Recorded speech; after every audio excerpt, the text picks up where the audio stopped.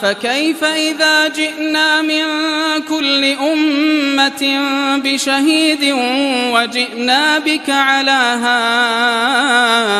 هؤلاء شهيدا يومئذ يود الذين كفروا وعصوا الرسول لو تسوى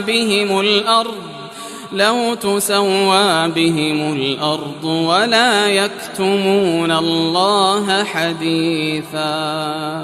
يا أيها الذين آمنوا لا تقربوا الصلاة وأنتم سكارى حتى تعلموا ما تقولون ولا جنبا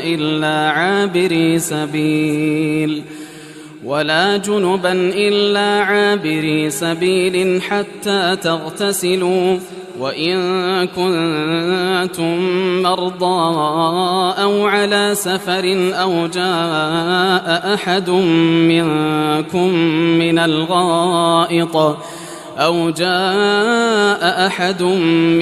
منكم من الغائط أو لامستم النساء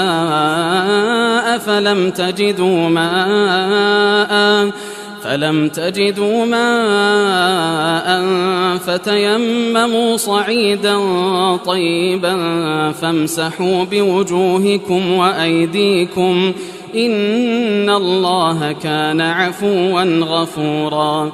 ألم تر إلى الذين أوتوا نصيبا من الكتاب يشترون الضلالة ويريدون أن تضلوا السبيل والله أعلم بأعدائكم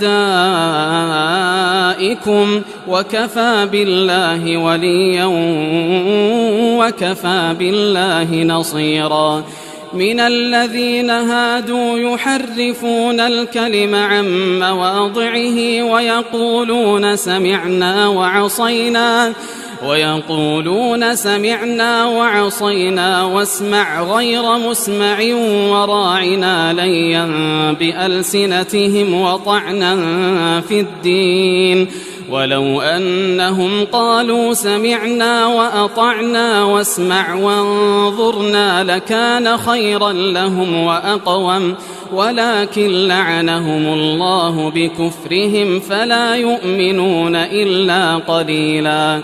يا أيها الذين أوتوا الكتاب آمنوا بما نزلنا مصدقا لما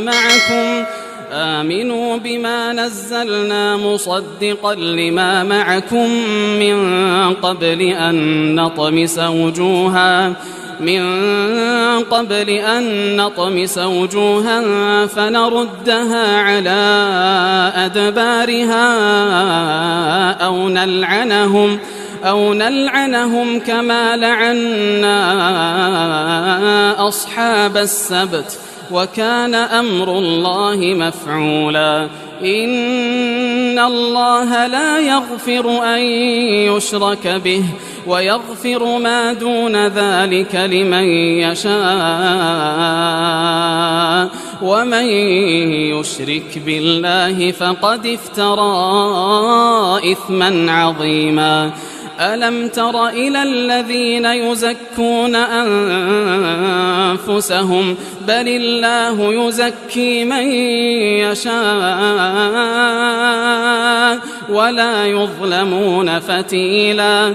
انظر كيف يفترون على الله الكذب وكفى به إثما مبينا.